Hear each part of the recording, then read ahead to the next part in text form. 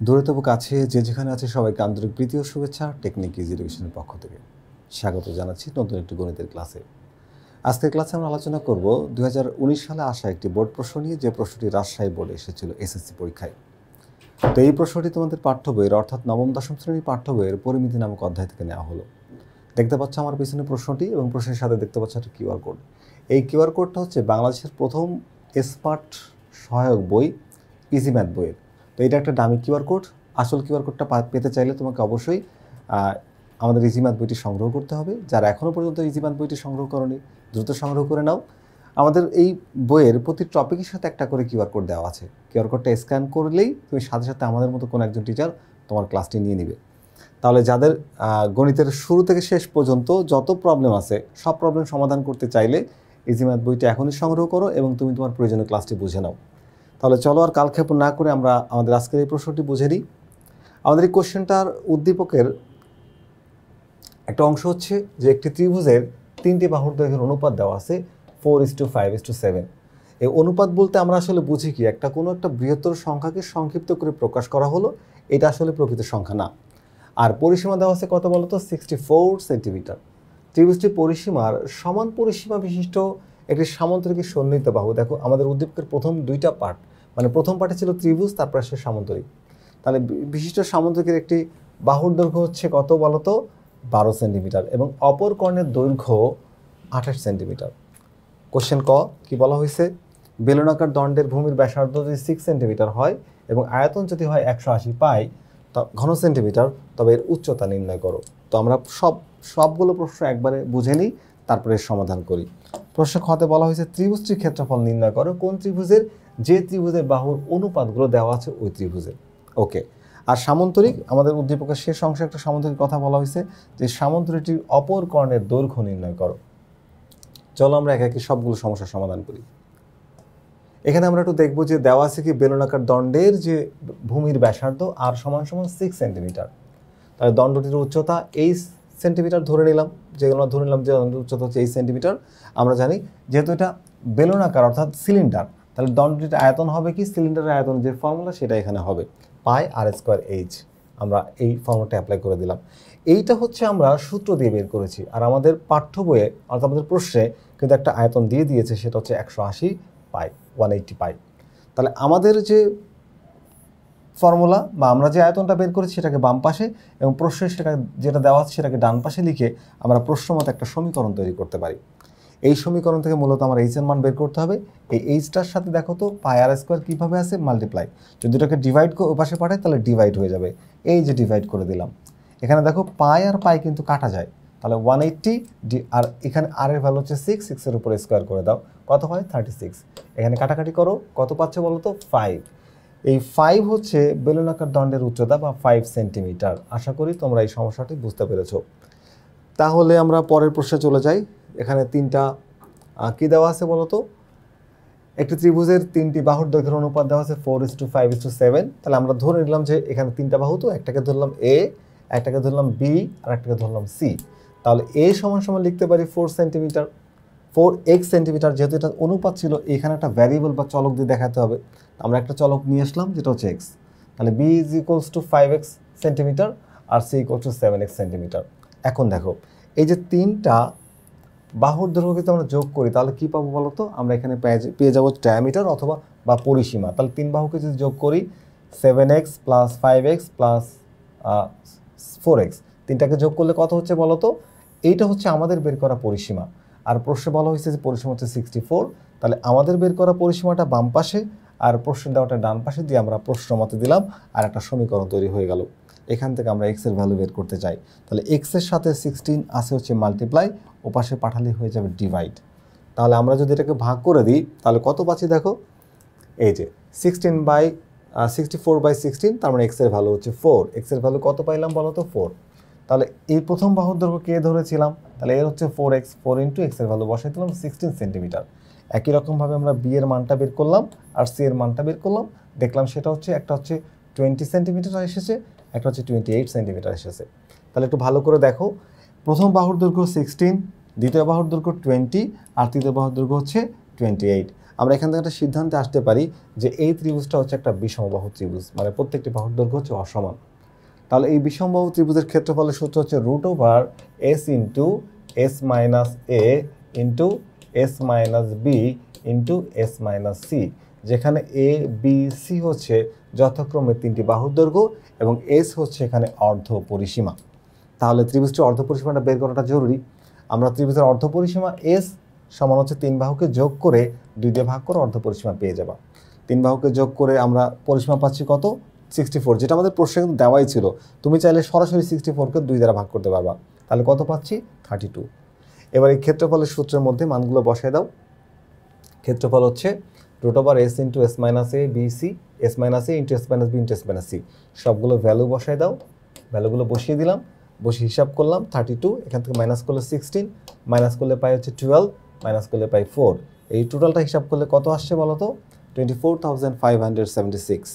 তো এটাকে আবার রুট করো, রুট করলে একটা ভ্যালু তুমি পাচ্ছ, কত পাচ্ছ? 156.77 বর্গ সেন্টিমিটার। এটাই হচ্ছে কি বলতো, এই যে ত্রিভুজের কথা আমাদেরকে প্রশ্নে বলা হয়েছিল যে ত্রিভুজের ক্ষেত্রফল নির্ণয় করো, সেই ত্রিভুজের ক্ষেত্রফল আমরা বের করে ফেলেছি। তো আমাদের এই যে বিষমবাহু যে ত্রিভুজের ক্ষেত্রফল হচ্ছে 156.77 বর্গ সেন্টিমিটার। আমরা নেক্সট কোশ্চেনে যাব। আমাদের ত্রিভুজের পরিসীমা আমাদের কোশ্চেনে দেওয়া ছিল কত? 64। এখান থেকে আমাদের সামন্তরিকের মধ্যে একটা সম্পর্ক নিয়ে আসতে হবে। দেখো প্রশ্ন অনুসারে সামন্তরিকের পরিসীমা 64। এখন সামন্তরিকের একটি বাহুর দৈর্ঘ্য দেওয়া ছিল 12 সেন্টিমিটার, তাহলে অপর বাহুর দৈর্ঘ্য কি হবে? ধরলাম সেটাকে এক্স। তাহলে সামন্তরিকের পরিসীমার সূত্র কি? 2 ইন্টু দৈর্ঘ্য যোগ প্রস্থ। তাহলে এখানে 2 ইন্টু আমরা লিখলাম হচ্ছে 2 ইন্টু এডি প্লাস হচ্ছে এবি। এই এডির মান হচ্ছে 12, আর এটা তো এক্স ধরেই নিয়েছি। তাহলে কত হচ্ছে বলো তো? এই যে পরিসীমা, দেখো পরিসীমা 2 ইন্টু 12 প্লাস এক্স, এইটা আমরা বের করেছি পরিসীমা। প্রশ্নে দেওয়া ছিল 64। তাহলে এখান থেকে আমরা একটা সমীকরণ তৈরি করলাম। এই সমীকরণ থেকে আমরা এক্স এর মানটা বের করব। তাহলে 2 ছিল, ওপাশে পাঠায় ভাগ করে দাও, 32 হয়ে গেল। এই যে 12, এই লেফট সাইডে ছিল হচ্ছে পজিটিভ, ওই পাশে পাঠালে হয়ে যাবে নেগেটিভ। তাহলে 32 থেকে 12 যদি মাইনাস করো থাকবে কত? 20। তাহলে এক্স এর ভ্যালু হচ্ছে 20, এক্স হচ্ছে এবি। তার মানে আমরা সামুদ্রিকের সন্নিহিত দুইটা বাহু কিন্তু পেয়ে গিয়েছি। একটা হচ্ছে কত? 12, আর একটা হচ্ছে 20। ওকে,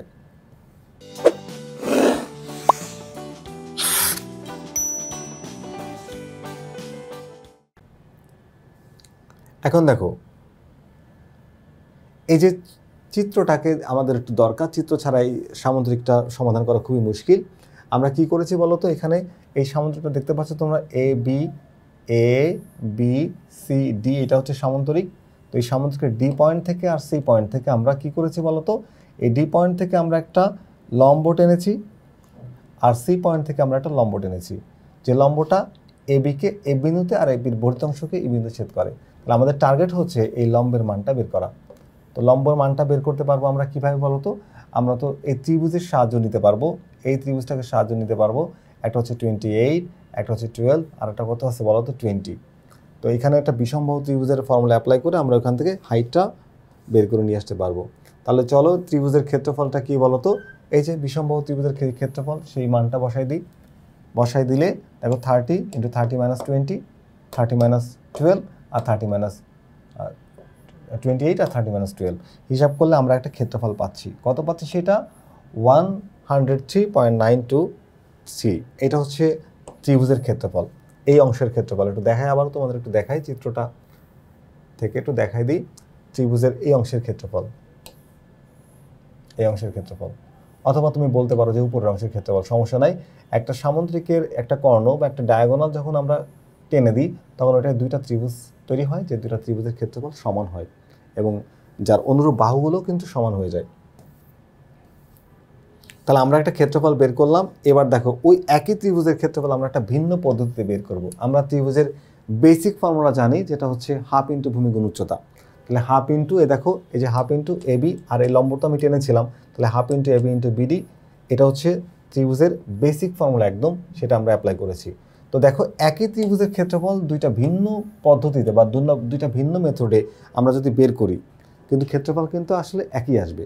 তো যেহেতু একই ত্রিভুজের ক্ষেত্রফল দুইটা ভিন্ন মেথডে বের করার পরেও ক্ষেত্রফল কী হবে? সমান হবে। তাহলে আমরা এই যে ক্ষেত্রফলটা আগে বের করেছি, আর যেটা এখন বের করলাম দুইটাকে সমান করে দিতে পারি, দুইটাকে সমান করে দিলাম, সমান করে দিয়ে এখানে থাকে হচ্ছে 10, এই 10কে ডিই ইন্টু 10, এই 10কে তুমি এই পাশে পাঠাও, পাঠালে ভাগ হয়ে যায়, ভাগ হলে কত হয় বলো তো 10.39। এই ডিই হচ্ছে কি বলো তো এই সামুদ্রিকের যে হাইট অর্থাৎ দুইটা সমান্তরাল বাহুর যে মধ্যবর্তী ডিস্টেন্স, তো ডিস্টেন্সটা আমরা বের করে ফেলেছি, এই লম্বের দৈর্ঘ্যটা বের করে ফেলেছি। তাহলে ডিই আর সিএফ দুইটাই কিন্তু ডিস্টেন্স, এক জোড়া সমান্তরাল রেখার মধ্যে যে কোনো জায়গা থেকে লম্ব টানলে তার দৈর্ঘ্যটা সমান হবে এবং আমরা সেই দৈর্ঘ্যটা বের করে ফেলেছি। এখন এই চিত্রে দেখো, এই চিত্রে আমরা লম্ব জানি, এখানে লম্বটা জানি, এই লম্বটা এই বাহুটার মান জানি, এই ছোট্ট অংশটা বের করতে চাচ্ছি। ছোট্ট অংশটা হচ্ছে ইএ, এইটুকুর মান কিন্তু আমরা জানতাম, ইএ এটা হচ্ছে 20 ছিল, তাহলে আমরা এই মানটা বের করতে চাচ্ছি। ওকে, এই মানটা বের করে ফেলবো পিথাগোরাসের সূত্র দিয়ে। এই দেখো, এই ত্রিভুজের মধ্যে আমরা পিথাগোরাসের সূত্র দিলাম, ত্রিভুজ বিসিএফ সমকোণী ত্রিভুজের মধ্যে দুইটার স্কোয়ার করো, অতিভুজ স্কোয়ারের সমান হয়। আমাদের অ্যাকচুয়ালি মান কিসের দরকার, বিএফ এর মান দরকার। তাহলে বিএফ স্কোয়ারটাকে রেখে এইটাকে ওই পাশে পাঠাতে মাইনাস হয়ে যাক, এই যে স্কোয়ারটাকে ওই পাশে পাঠাও রুট হয়ে যাক। এই বিসি এর মান তোমার জানা, সিএফ এর মান মাত্র বের করেছি, সেটাকে বসিয়ে দিলাম। হিসাব করলে কত পাচ্ছি 6, তাহলে আমি বিএফ এর ভ্যালু পাচ্ছি কত 6 সেন্টিমিটার। এবার চিত্রটা আমরা আরেকবার একটু দেখি। এই বিএফ আর এখানকার যে ইএ একই জিনিস, দুইটার ভ্যালু একই আসবে। তাহলে এখন একটু খেয়াল করি আমরা, দেখো এই মানটা ছিল হচ্ছে 20 আর এখানে হচ্ছে আসছে 6, বা এখানে যদি ধরি 20 এখানে আসছে 6, তাহলে এই টোটাল মান কত আসছে 26। এই হাইটটা আমরা একটু আগে বের করেছি। এখন এইটা হচ্ছে দেখো সামুদ্রিকের কর্ণ। তুমি যদি খেয়াল করো যে এটা একটা সমকোণী ত্রিভুজ হয়ে গেল, রাইট অ্যাঙ্গেল ট্রায়াঙ্গেল। তো এই রাইট ট্রায়াঙ্গেলের এইটা হচ্ছে রাইট অ্যাঙ্গেল, তাহলে এর অপোজিটে যেটা আছে হাইপোটেনিয়াস, এই হাইপোটেনিয়াসটা আমাকে বের করলেই হচ্ছে আমরা পেয়ে যাব এই সামুদ্রিকের ডায়াগোনাল। তাহলে আমরা যদি এইটাই আমাদের আসলে বের করতে বলা হয়েছে, আর কোনো কাজ নাই এখানে। ওকে, তাহলে আমরা পিথাগোরাসের সূত্র আরেকবার দেবো এখানে। সমকোণী ত্রিভুজ এসিএফ, এই যে সমকোণী ত্রিভুজ এসিএফ এর ক্ষেত্রে AC square is equals to F square plus CF square. এই প্রত্যেকটা মান তোমার জানা, বের করে নিয়ে এসে সেই মানগুলো বসিয়ে দিলাম, বসিয়ে দিলে আমরা হিসাব করলে কত পাচ্ছি হচ্ছে এই 17.43। এই 17.43 হচ্ছে আমাদের যে যে সামুদ্রিক বলা হয়েছিল, সেই সামুদ্রিকের অপর কর্ণ। আশা করি তোমরা এই সামুদ্রিক রিলেটেড প্রশ্নগুলো আসতে সমাধান করতে পারবে। আজকের ক্লাসটি তাহলে এখানে শেষ করছি। আল্লাহ হাফেজ।